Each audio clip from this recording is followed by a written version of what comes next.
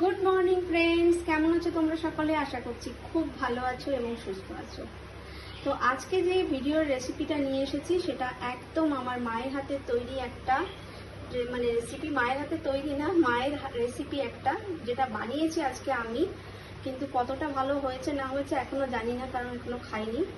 তবে রেসিপিটা মায়ের একদম ফলো করার চেষ্টা করেছি। যদিও কখনোই আমি দেখেছি যে রেসিপি মায়ের ফলো করার চেষ্টা করি, কখনো মায়ের সেই হাতের যে টেস্ট সেটা আসে না।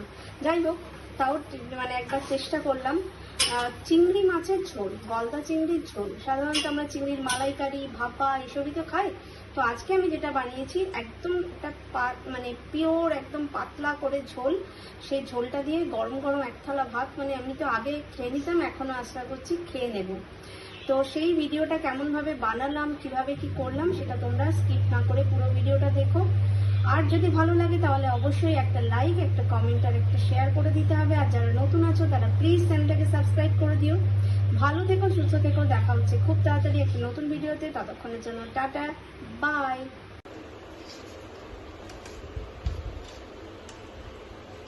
মাছগুলোতে আগে নুন হলুদ মাখিয়ে নিচ্ছি। চিংড়ি মাছের আজকে পাতলা করে ঝোল বানাবো।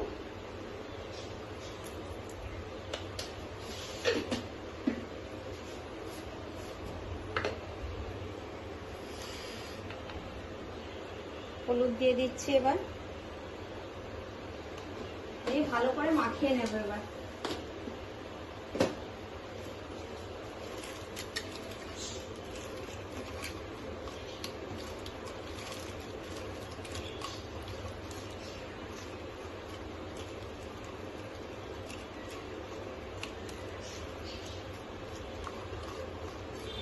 এবার এটা একটু নুন হলুদ মাখানো থাক, ততক্ষণে ঝোলের অন্য প্রিপারেশন গুলো করে নিই।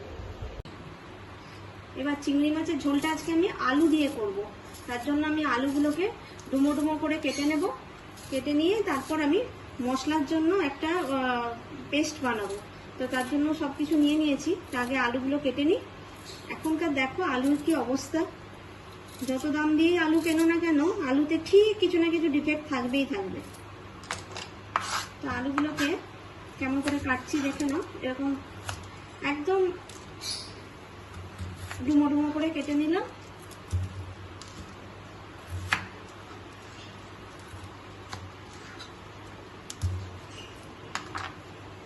এই হচ্ছে আলুগুলো কেটে নিলাম। এইবারে পেঁয়াজ আর টমেটোটা কাটবো। এবার ওই পেস্টটা বানানোর জন্য পেঁয়াজ টমেটো কেটে নেব।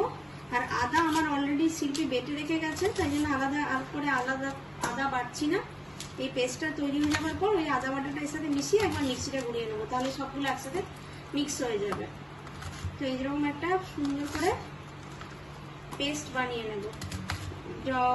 তোমরা চাইলে টমেটোটাকে না পেস্ট করে গোটা গোটা করেও কেটে দিতে পারো, তাতে ওই যখন কষানো হবে তখন গলে যাবে। তো আমি একদম একটা স্মুথ পেস্ট চাইছি বলে আমি টমেটোটাকেও পেস্ট করে নিচ্ছি। দেখো একটা সুন্দর স্মুথ পেস্ট তৈরি হয়ে গেছে। এটা করার সময় কিন্তু আমি আদা বাটাটা এর সাথে মিক্স করে দিয়েছি, তাই একসঙ্গে আদা পেঁয়াজ টমেটো তিনটেই আমি মিক্স করে পেস্ট করে নিলাম। কড়াতে তেল দিয়ে দিলাম। আগে মাছগুলোকে ভাজবো, তারপরে আলুগুলো কষিয়ে তারপর ঝোলটা বসাবো। মাছটা ভাজার জন্য কড়াতে তেল দিয়ে দিলাম। মাছগুলো তুলে দিলাম।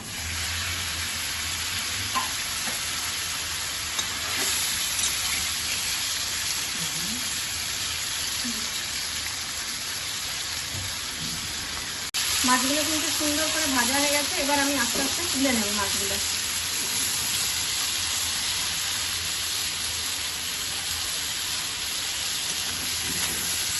এই যে মাছগুলো সব ভাজা হয়ে গেছে, সব তুলে নিয়েছি। এবার এই তেলটার মধ্যেই আমি আলুগুলো দিয়ে দেবো ভাজার জন্য।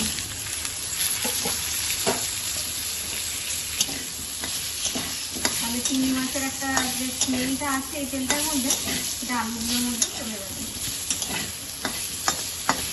ভালো করে লাল লাল করে আলুগুলোকে ভেজে নেব।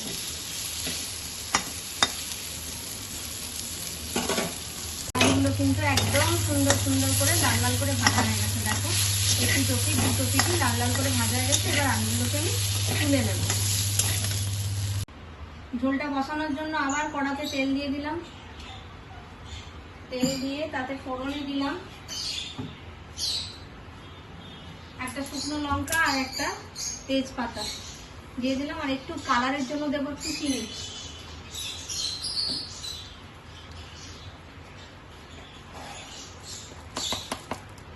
এই চিনিটা কালারের জন্য দিচ্ছি। রংটা ধরে গেলে তারপরে মশলাটা দেবো।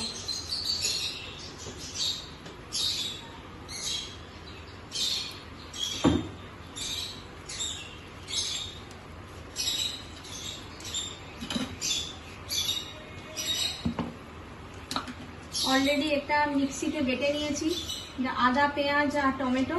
এইটা এবার রংটা যখনই হয়ে যাবে তখনই আমি এটা দিয়ে দেবো। তরকারি বসানোর সময় আমার মা এরকম সবসময় একটু করে চিনি দিয়ে দিত, তাতে তরকারির রংটা খুব ভালো আসে। চিনিটা ক্যারামেলাইজড হয়ে গেলে তখন মশলাটা দিয়ে দেবো।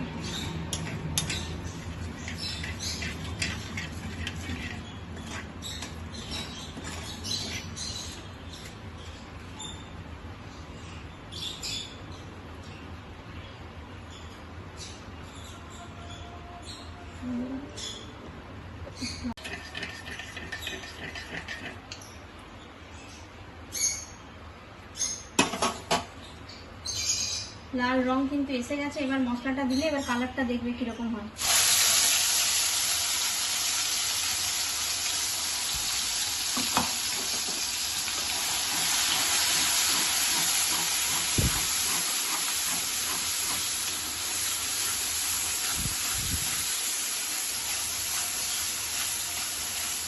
দেখো টমেটোর কালার দিয়ে আমি প্রথমে যখন দিয়েছিলাম কালারটা কিন্তু মুহূর্তের মধ্যেই চেঞ্জ হয়েছে, কারণ ওই চিনিটা দিয়ে যেহেতু মশলাটাকে প্রথমে বসিয়েছিলাম তাই জন্য কিন্তু তেলের রংটা চেঞ্জ হয়ে গেছে সঙ্গে সঙ্গে। এবার এটা কষানো হোক, তারপরে আমি গুঁড়ো মশলা দেবো। কি সুন্দর এসছে, এখনো কিন্তু আমি কোনো গুঁড়ো মশলা দিইনি, তাতেই কালারটা ভীষণ সুন্দর এসছে। এবার আমি গুঁড়ো মশলাগুলো একটা এক করে দেবো। প্রথমে দিলাম লঙ্কার গুঁড়ো, অল্পই দিলাম, কারণ আমার হাজব্যান্ড ঝাল খেতে পারে না। তারপরে দেব হলুদ গুঁড়ো, আর সব শেষে দেব জিরে গুঁড়ো। জিরে গুঁড়োটা কিন্তু কেনা নয়, গোটা জিরে নিয়েছে বাড়িতে, মিক্সিতে গুঁড়োনো করা হয়েছে। দিয়ে দিলাম 3টে মশলা। এবার আবার একটু কষাবো। যখন পুরোপুরি তেলটা ছেড়ে যাবে তখন আলুগুলো তুলে একটু নাড়িয়ে চাড়িয়ে জল দিয়ে দেবো, কারণ আলু পুরো লাল করে ভাজা আছে। মশলাটা একটু যাক, গুঁড়ো মশলাটা দিয়ে একটু কষিয়ে দেবো। দেখো এই জায়গাগুলো ভালো করে দেখো, তেল কিন্তু ছেড়ে গেছে। এবার আমি এতে আলুগুলো দিয়ে দেব, আর দেব পরিমাণ মতো নুন।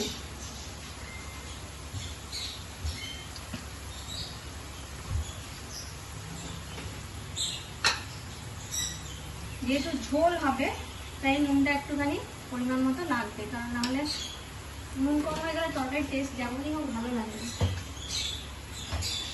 এবারে আলুগুলোকে একটুখানি কষাবো, কষিয়ে আমি জল দেবো।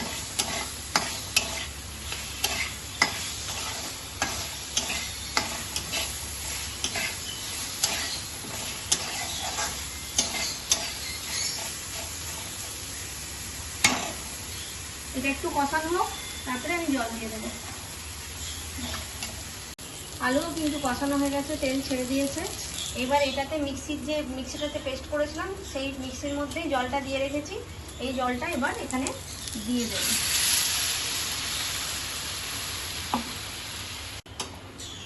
এবার একটু ভালো করে নেড়ে ছেড়ে ঢাকনা দিয়ে দেবো। আলুগুলো একটু সেদ্ধ সেদ্ধ হয়ে এলে তারপর এই চিংড়ি মাছগুলো তুলে দেবো।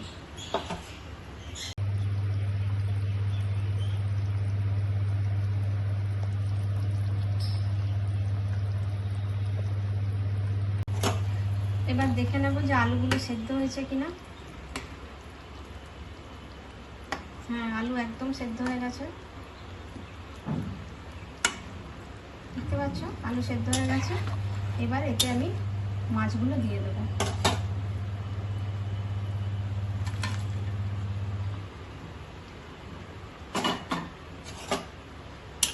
দিয়ে মাছগুলো দিয়ে একবার ফুটিয়ে নিয়ে নামানোর সময় গরম মশলা দিয়ে নামিয়ে নেব।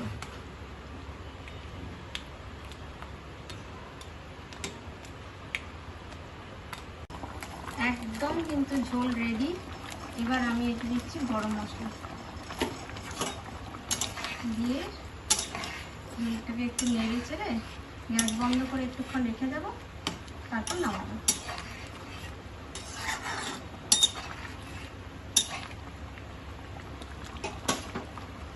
দেখো ঝোলটা একদম কমপ্লিট হয়ে গেছে, নামিয়েও নিয়েছি। এবার এইটার মধ্যে ঢেলে নেব ঝোলটা।